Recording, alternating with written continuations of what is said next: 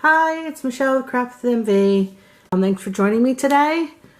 Today I thought we'd make this lavender card with the lavender on it. It's, you know, winter's still here, but I'm looking for spring, so I decided to do something spring-like. Let's get started. I'm using Perfect Plum cardstock. So we're gonna, our base is 8.5 by 5.5, scored at 4 1/4. Then I have a piece of Whisper White at 5 1/4 by 4 1/8. Then I have a piece of Perfect Plum again at 5 and 3 3/4.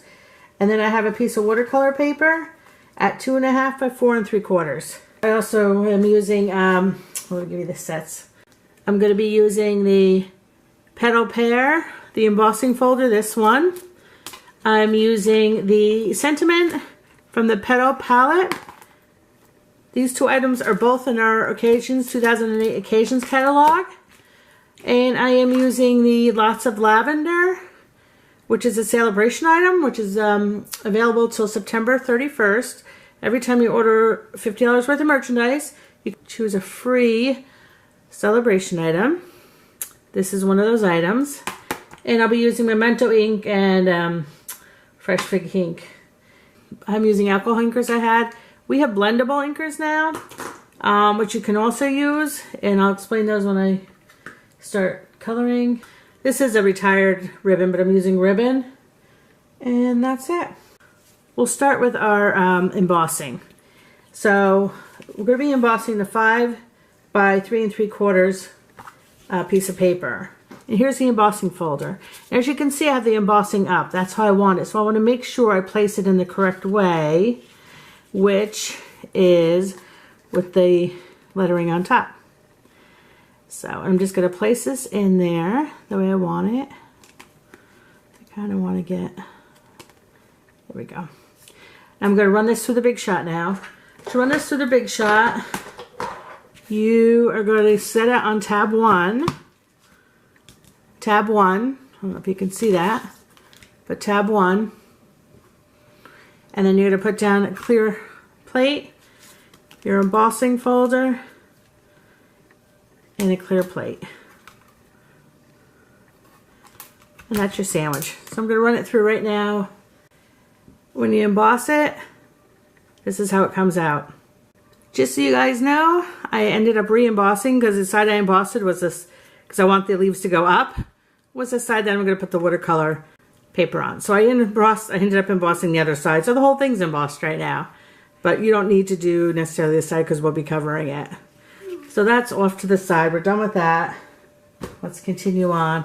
So now we're going to do the, and this is on the watercolor paper, we're going to start doing our inking. You know, I think I'm going to do the sentiment first. I don't know if you noticed on this card, I was going to do a different sentiment originally, and it was going to be bigger, so I had placed it up higher, but I'm going to do the thank you one, so I'm going to place that down. So I think I'm going to start with the, you know, inking up the sentiment and putting that on first, so then I can then decide where I'm going to put the flower. So I'm just going to put that down. There we go. Now I'm going to ink up the flower. And I don't know why I ink like this, but I do. This way I can make sure I'm covering everything. And I'm going to put that right there. Make sure you press down good, get a good image. Now I'm going to start coloring in my flower. So, like I said, I have other alcohol markers, which I'm using, but Stampin' Up does have blendable markers I just came out with. And you can use the rich Razzleberry, the light one, to do this. And then the old olive, I would use the light one. And pink Pirouette, I would use the dark color. So, I mean, you don't, of course, you know, as I always say, it's your project. You can do it however you want. But those are the colors you could use. I, of course, you know, don't have that, so I'm using these. The other thing is, I don't have my Perfect Plum ink, and that's the color I was planning on using. because if you notice in the set, there's like a watercolor background. I don't know if you can see that you can stamp and then stamp the image on top. And there's also for the leaves in the bow. You know, but I couldn't find my perfect Plum ink, and so I decided to use my watercolors. It's different and it's fun. So I'm going to speed this up now so you don't have to watch me coloring them all in.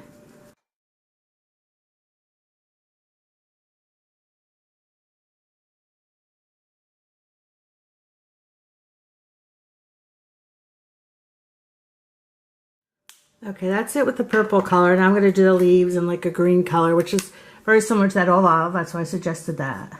And again, I'll speed this up so you don't have to watch me.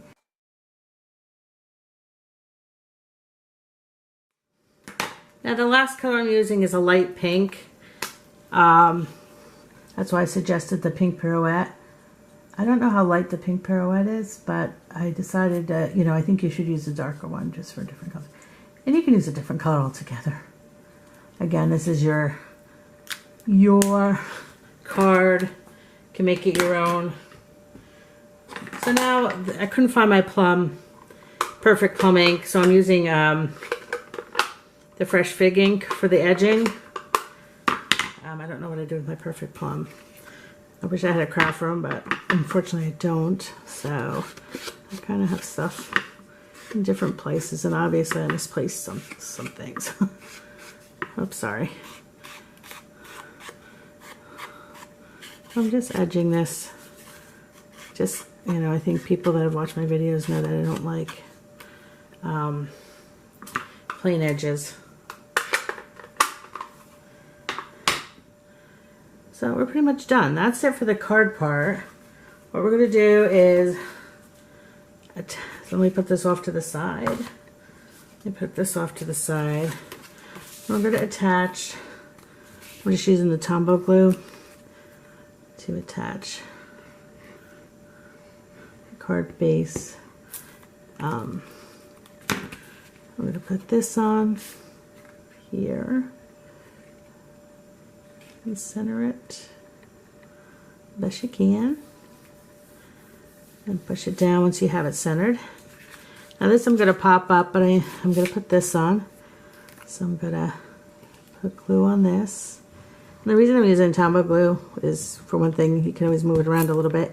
The other thing is because I embossed this, I wanted to have the glue go into the crevices a little bit. Now I'm putting it a little bit off to the side and kind of in the middle. There you go. Okay. Now I'm going to take the ribbon. This is a ribbon that was in our Christmas catalog, which is no longer available at the moment. So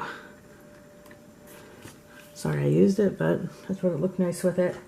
This I'm just going to use some Snail glue to help hold down the ribbon.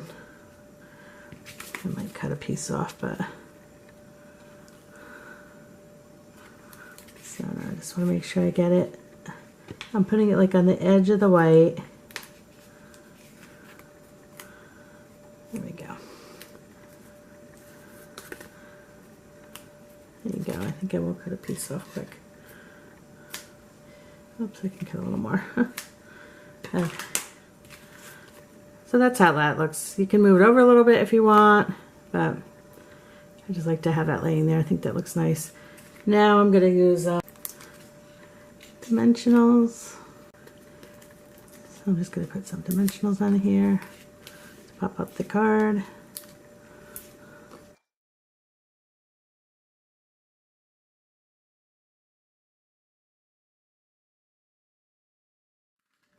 Okay.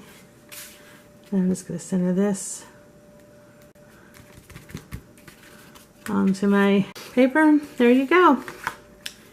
It's a pretty quick, easy card, which is, I am a caregiver, so I don't have a lot of time, but I hope you enjoyed it. If you did enjoy this video, I appreciate you subscribing. I am a Stampin' Up demonstrator. If you need a demonstrator, I'd be happy to help you. Sal-A-Bration is ending on March 31st. So again, you can get this stamp set, which I used, as a free item with a $50 purchase. The embossing folders and this other stamp set that I use the other stamp set that I use the sentiment from is also in that spring occasion, which is good till May 31st. Well, I hope you enjoyed it. And thanks for spending your time with me. Again, if you liked it, please subscribe. I would appreciate it.